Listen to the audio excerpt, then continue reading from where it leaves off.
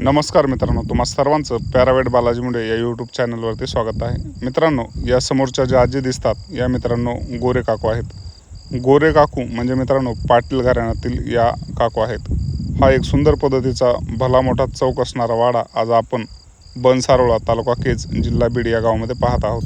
मित्रांनो, वाड्याच्या आतमध्ये आल्याच्या नंतर आपल्याला सुरुवातीच्या बाजूला म्हणजेच जिथून आपण एंट्री मारतो त्या ठिकाणी बैठकीचा हॉल दिसतो. त्यासोबतच मित्रांनो एक किचन, टॉयलेट, बाथरूम अशा पद्धतीची घरामध्ये व्यवस्था आहे. तर मित्रांनो, हा वाडा 1951 म्हणजेच शके 1872 बांधलेला आहे.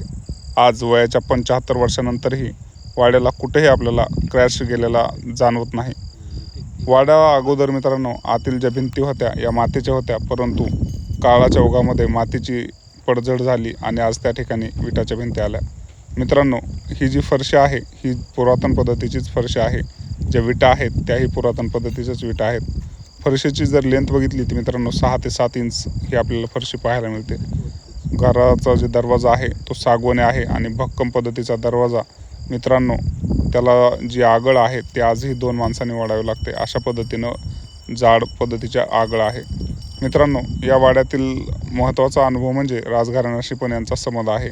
हे राजेश टोपे जे मंत्री राहिलेले आहेत त्यांच्या मित्रांनो बंधुराजांना या आजींची मुलगी दिलेली आहे.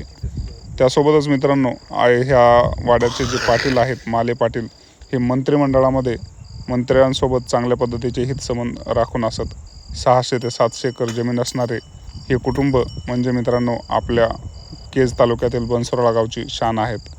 माले पाटील म्हणजे मित्रांनो शेतसारा वसूल करण्याचं काम यांच्या कुटुंबाकडं असायचा. यांच्याकडं अशा पद्धतीचे 4 वाडे आजही आपल्याला पाहायला मिळतात. त्याच्यातील एक वाडा पाडून त्या जागी आपल्याला नवीन बांधकाम एक इमारत पाहायला मिळते. आजच्या ब्लॉगमध्ये एवढंच. धन्यवाद.